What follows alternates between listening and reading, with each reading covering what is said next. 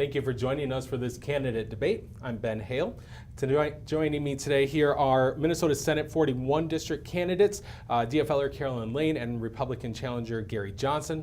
Thank you both for being here, and it's a pleasure to have you in our studios this evening. We're going to start tonight with opening statements. After that, we'll go into a question and answer segment. After that, the candidates will have a chance to ask each other a question if they so choose, and we'll finish tonight with our closing statements. By the luck of the draw, Carolyn, you are in the first seat, and so you have the first opportunity for your 1-minute opening statement. All right, thank you. Well, thank you for having us. And I'm Carolyn Lane, and I've served 10 years already in the Minnesota House of Representatives, and now I'm running for election to the Minnesota Senate as Barb Goodwin steps back. So I will represent the district that includes the southern part of Spring Lake Park, Fridley, Columbia Heights, Hilltop, St. Anthony, and New Brighton. And I've lived in this district for at least 45 years. I've raised 5 kids here. I have served also on 10 years on the school board in Columbia Heights. I've been a teacher. I've been the financial director of a small educational nonprofit, and all my kids have graduated from Columbia Heights, so I'm deeply enmeshed in this area. I serve to bring an approach to governance that has to do more with collaboration, and I think that's very important, and we're losing track of it these days. So that's important, and I like to take a moral approach to the budget, and I want to assure opportunity for everyone, and I think I've demonstrated this in my work in the legislature, and I ask for your vote November 8th. Thank you for your opening statement tonight. Gary Johnson, your opportunity for your 1-minute opening statement. Oh, thank you, Ben. My name is Gary Johnson. My wife and I have lived in Columbia Heights for 19 years. I have a Bachelor of Arts degree from Bemidji State University, Master's in Business Administration degree from City University of Seattle. I'm a retired revenue officer from the Internal Revenue Service.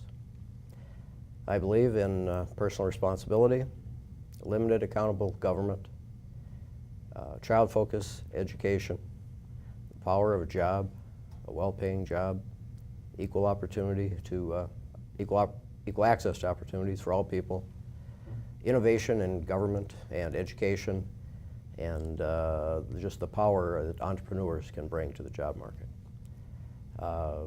I am not a professional politician. I don't sign anybody's agreements, and I have not taken any contributions, not even the check-the-box campaign things that I'd be eligible for. So. Again, I hope you will find me a worthy candidate on November 8th. Thank you both for your opening statements. We're going to go into our question and answer segment now. So I'll pull out our first question, and Gary, you'll be first to answer this question. Okay. The first question deals with the environment. This question is, are there any additional environmental protections that you would put into place as a state legislator? Gary, you have 90 seconds. Maybe not additional, just very concerned about the things that the DNR monitors, the zebra mussels, the milfoil, and those kind of things. The flying carp. Those kind of things are, we've got to keep our eye on them, and they're, if they get out of hand, it's just, there's no going back on them. Probably the big issue, I think, maybe is the, up on the Iron Range, it's the polymet, the mining issue. And EPA, DNR, we need to make sure that those are good jobs, and we need to make sure that the environment's protected, but that the process that they go through to get their permits, it's a fair process and it's a fast process, and we need to make a decision.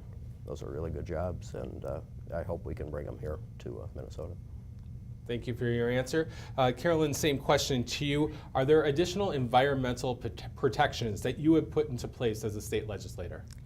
I'm not thinking of any additional ones at this time, but I am concerned that the Citizens Board of the PCA was eliminated because that offered a particular level of oversight that I think we will miss, and I hope that we can get that back. For instance, Polymet, which my opponent has just mentioned, I come from the Iron Range. I grew up in Hibbing. I know that area well, and I also know the degree of pollution that doing sulfide mining up there would bring. It's not been safely done anywhere on the face of the globe. After people leave, after a mere 20 years, and at this particular point, Polymet is saying 300 jobs, and I think that a portion of them would come from the Iron Range, and a portion of them they would bring their own people in. And so I'm concerned about the future. It has been said by our own agencies that at least 500 years of ongoing pollution after the company leaves. And I just am alarmed at that, because the United States of America hasn't even been in existence for 500 years, and we would have at least 500 years of ongoing containment to the pollution that is brought forth. So I'm very concerned about that. I don't think it's right for our beautiful northeast area. There's other ways to get jobs, and I would be interested in getting jobs another way. Okay. After every question, I'm going to offer you just a short rebuttal time. 15 seconds is always your choice to use it. Gary, you would have the first opportunity. I'm good. Rebuttal time. All right. And Carolyn, your opportunity Fine. too. I'll always offer it to both of you. You can choose if you use it throughout the night. But let's move on to our next question. This question is dealing with taxes. Carolyn, you'll be first on this question. What is one specific change you would like to see made to the Minnesota tax code? A specific change to the Minnesota tax code. I think that we have gone the wrong direction in terms of, instead of coming off income tax, we have shifted to property tax. And that's just been done in order to cut state government spending, we have shifted responsibility to the city and county area. And that meant that their only source of getting revenue is through property taxes, so hence it's shifted to property tax. That is the wrong way to go, because it's not fair. Just because you have a home doesn't mean you have the income to pay additional taxes. So I think we need to shift back to the income, which is a much more fair source of taxes, and get the weight off the property tax. Other than that, I think that when Governor Dayton came in and carried out his election pledge to raise the percentage that we used to charge to the more wealthy people, that has balanced our budgets, given us a fair tax base, and I think so at this point we're doing fairly well. All right. Thank you for your answer. Gary, same question to you. What's one specific change you would like to see made to the Minnesota tax code? Income tax would be, well, I mean, there's all kinds of it. Income tax, I'd lower the rate and broaden the base. That 9.85% top tier tax bracket that my opponent's talking about, it's driving people out of Minnesota. IRS, our figures, statistics show that there's been $1 billion, since that went into effect, there's been $1 billion of taxable income that's leaving Minnesota every single year. Our weather's bad and our tax rate's high and people are leaving. And it's not just the rich people, so-called rich people. It's people who have, in their prime earning years with families, making $25,000 up to whatever, but they're leaving and they're taking their money with them, and you know, $1 billion a year is a lot of money, taxable income. And thank you for your answer. yes, sir. Opportunity for rebuttal time. Well, I would say that I would need to see the statistics on those, because I don't believe that that's accurate, that there's that much leaving the state. I would like to see the actual numbers on that. And I do know that what we're talking about is to the wealthy, that was, the taxes were raised on, that was quite a wealthy area. Okay. Rebuttal time if you choose to use it. I'm good. Okay. Let's move on to the next question. Gary, you'll be first on this question. This has to do with the budget, overall state budget. Looking at often when organizations, cities, whoever it may be that gets funding from the state government, it's not too often that they come back to you the next biennium and say, you know what, we don't need that money, or you know what, give us less next year. So you're always, as a state legislator, inundated with requests for funding. How would you go about prioritizing that? Take the needs and wants of the citizenry versus the availability of funds at the state level. How would you prioritize that as a state legislator? Gary, you're first on this question. By law, budgets are balanced, and I would say you don't do your projections based on future hopes or needs. You base it on the income that you have. You spend according to what you take in. Most of there's not a lot of wiggle room in our budget. K-12, higher education, public safety, aid to local governments, and human services take probably 80% of our budget. And there are things like roads, which are dedicated funds, so there's not a lot of wiggle room. So it's, you know, I think it's all statistic driven, I think, and I think you need to prove what you need. All right. Carolyn, same question I'm going to come over to you with, balancing the responsibilities that government has to its citizens and the requests that you get for funding versus the costs associated with those requests as you look at the overall budget. Right. My opponent is correct that about 80% of the budget is into very basic services of education and health and human services and very basic things, which establish what I would call a moral budget.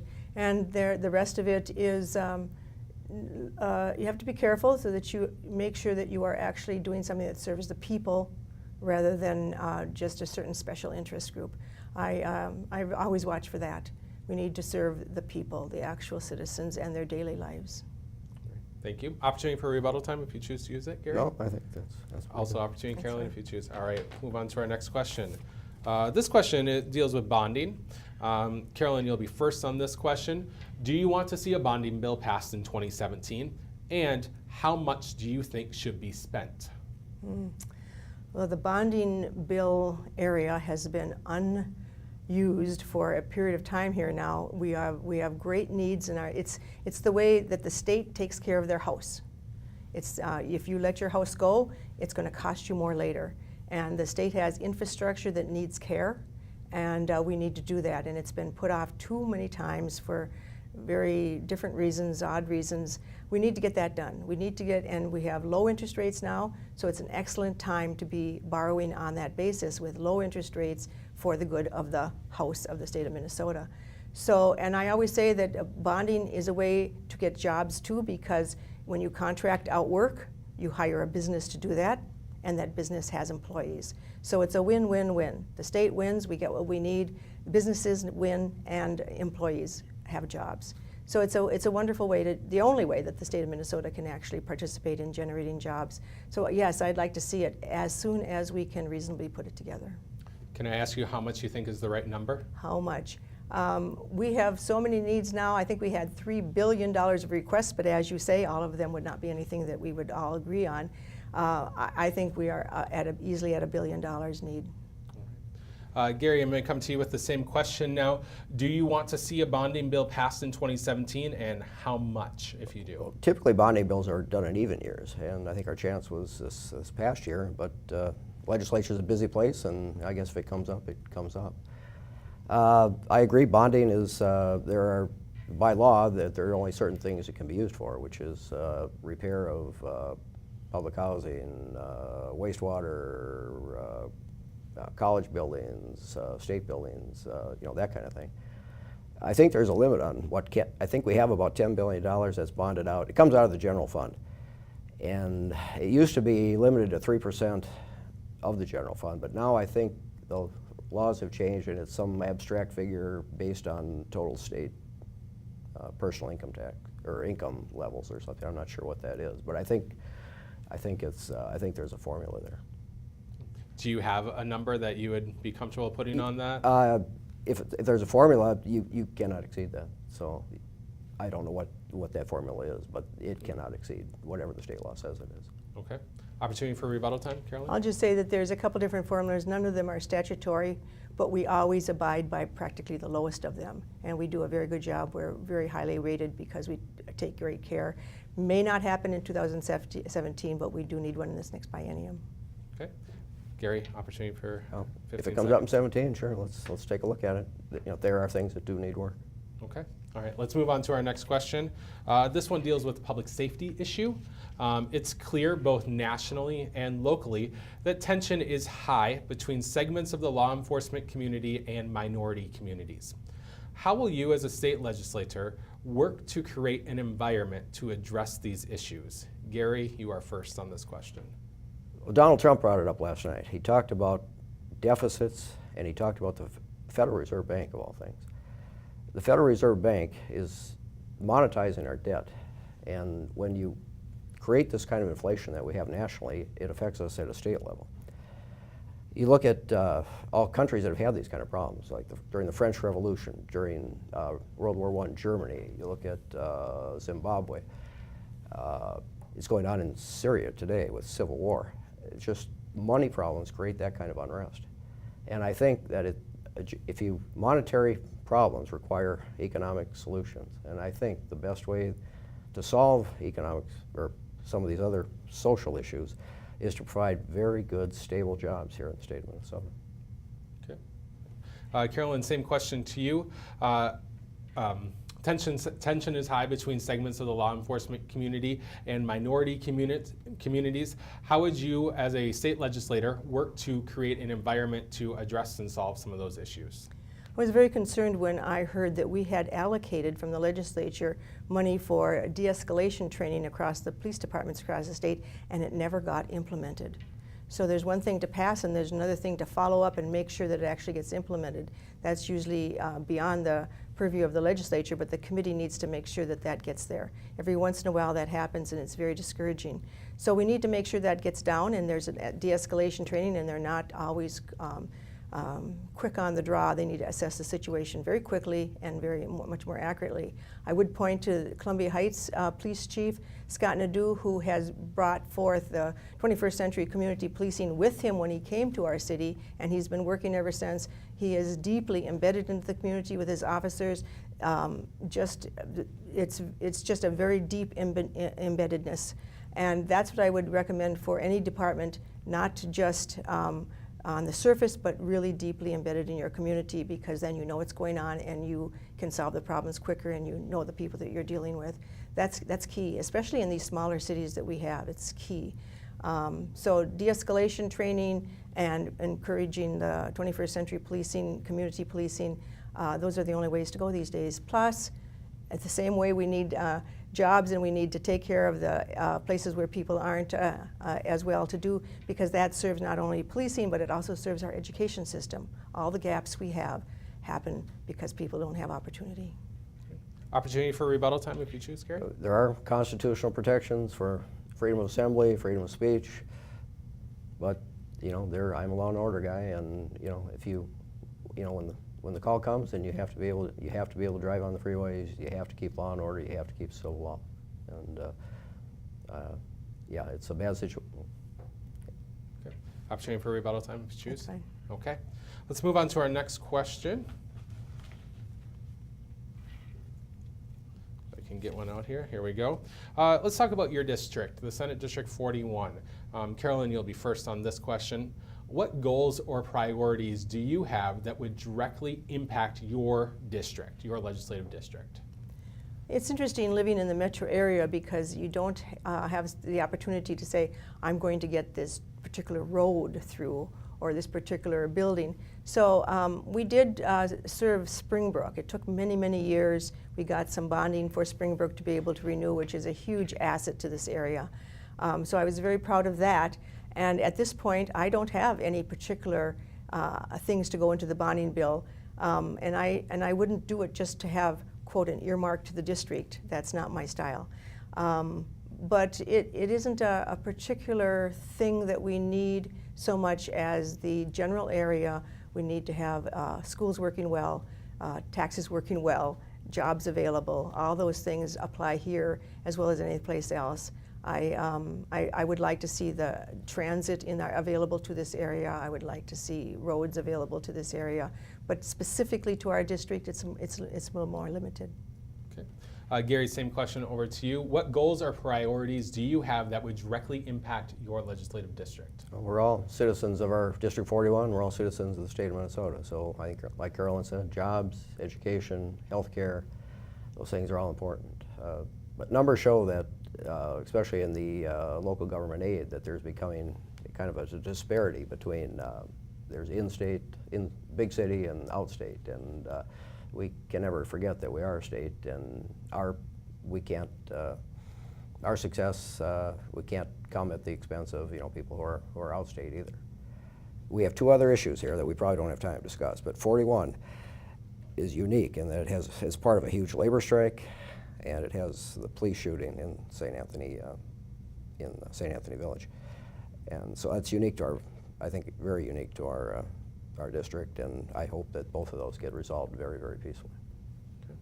Opportunity for rebuttal time if you choose. I would just say I totally agree. I take it very, very to heart when my district has a shooting of a human being under situations that may not have been necessary to do that. I would like to see how that comes out, and those that are looking at it, and I would like to be a model to the nation of how you deal between police and citizens. Okay. Rebuttal time if you choose. All right. We'll move on to our next topic then. Next topic is transit.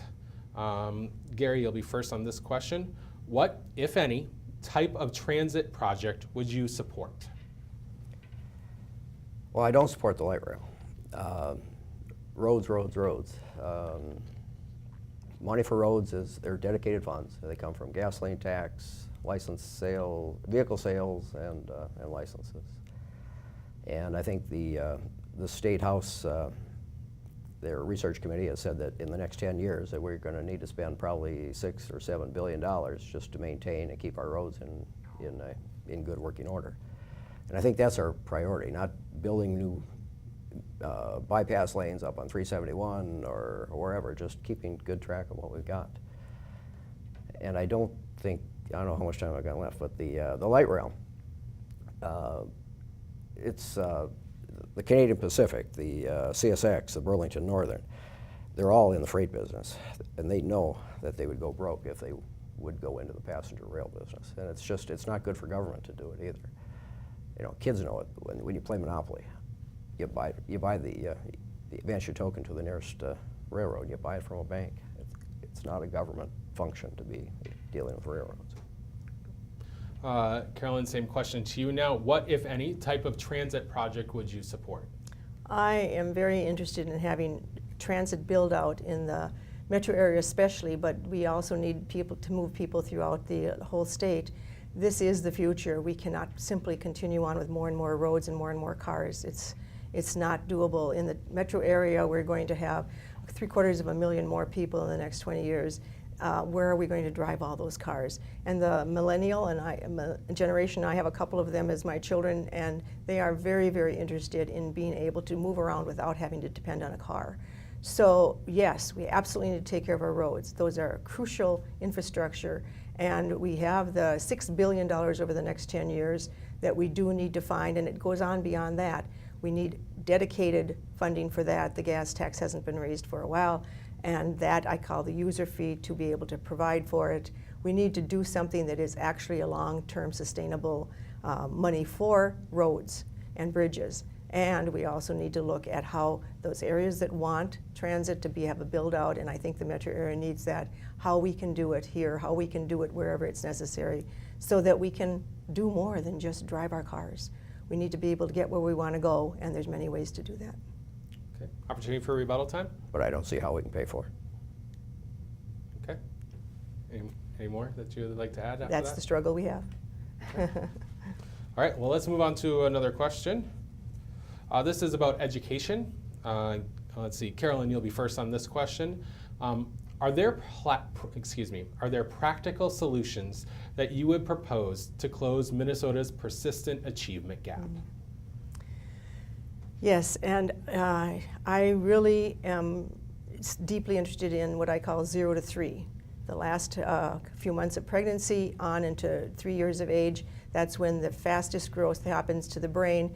If you don't get the infrastructure, and I will call it that since we've been discussing infrastructure in a physical sense, but the brain infrastructure, a complex neural network in place, you won't be able to get it later in the same way. So why we would pass that up, I don't know.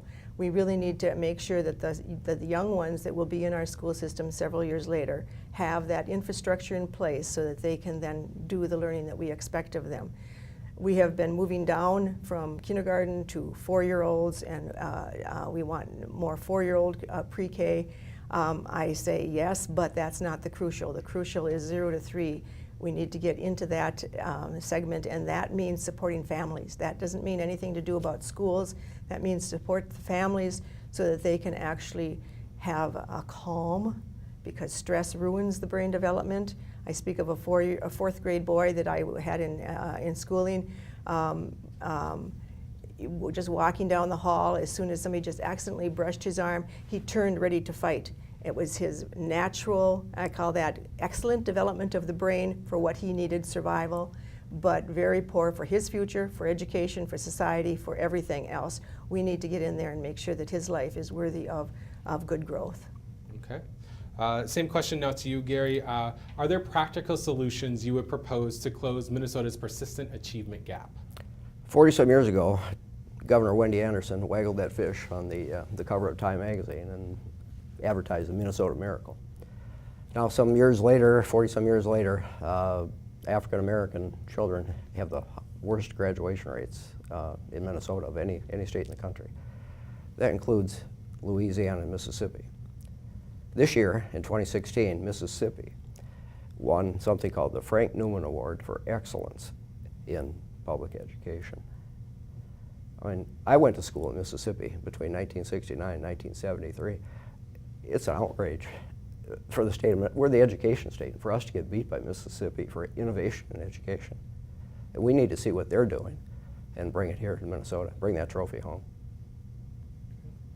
Opportunity for rebuttal time if you choose. I will just say that the even worse graduation rates are for our Native American students. So that's our responsibility right there. How do we attend to the family structure that these children grow in, and how do we then take them the next step? This is a serious concern, and it's broader than education. Okay. Opportunity for rebuttal time if you choose. No. Okay. Let's grab another question out here. Let's talk about healthcare. Let's talk about MNsure. It's a three-part question, but you're still only going to get 90 seconds. Sorry about that. But let's get, Gary, you'll be first on this question. And I'd like you both to try and answer all three parts of this question. In what ways has MNsure been a success? In what ways has MNsure been a failure? And how would you change it? Gary? I don't see any success, I see failure. Since it's been instituted, the promise was that more people would be able to find affordable individual health insurance. Well, the fact is that since it's come into being, that in Minnesota, we've doubled the number of people who've been on Minnesota Care and medical assistance. It's gone from 10% to 20%. Now those rates are paid for by the federal government until the year 2020, and then the state of Minnesota has to pick up 10% of that cost. So I see it, we need to scrap the MNsure system, and like every other, there's 10 other states I think that have a state system, and they're all going broke. We need to go put it on the federal exchange, and I think probably in the future that healthcare is probably going to wind up as some sort of a pre-tax benefit, kind of like like it's offered through employers now. It'll be kind of like a pre-tax, like a 401 or something like that. I think that's probably the future. But the cheapest fix, I think, right now is to put it back onto the federal exchange. Okay. Carolyn, how has MNsure been a success? How has it been a failure? And how would you change it? And of all the questions that we've answered so far, this is the one I would disagree with him the most. MNsure is only a website. It's only an access to buy insurance. It itself does not offer insurance. It itself does not set rates. It itself does nothing other than have a website in which people can register for or pick a plan. The ACA sets up the plans. The HMOs determine the cost. The HMOs set up their options. The MNsure is just a website. So the success has been that we have reduced the uninsured rate down to about 4%.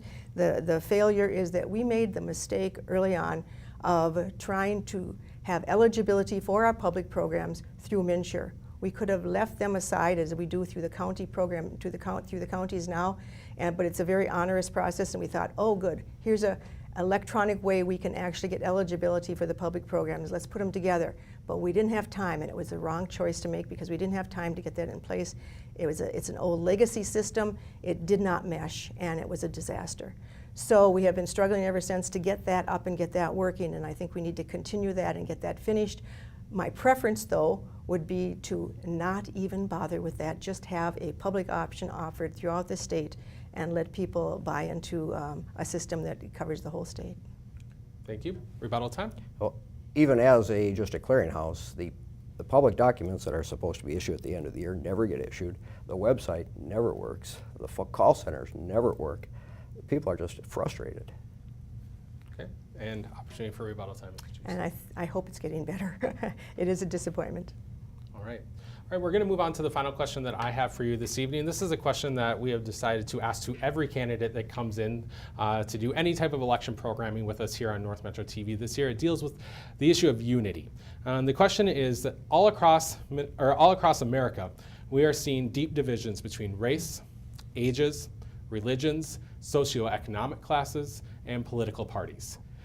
How will you work to foster a spirit of unity, both in the legislature and in your community? Carolyn, you're first on this question.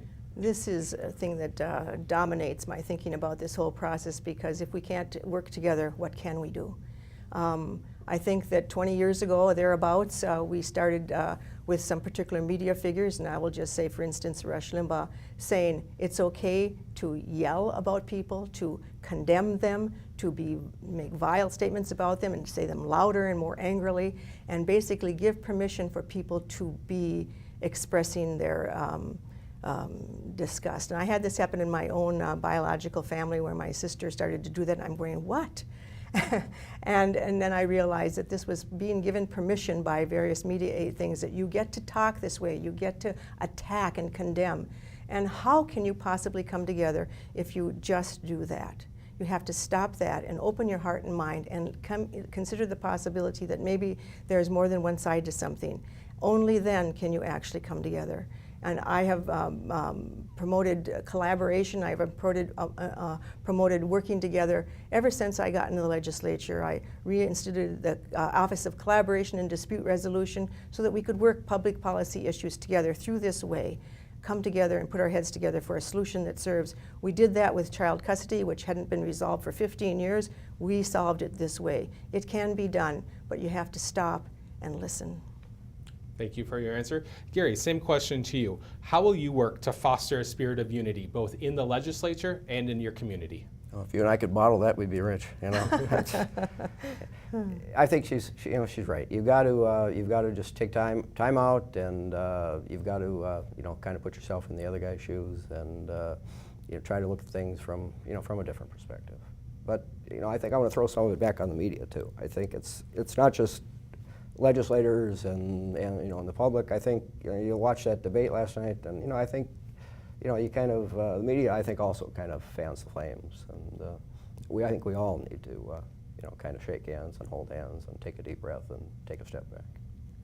Anyone want any rebuttal time on that? I would just say that is my challenge as I enter the Senate, how to bring this into that particular setting.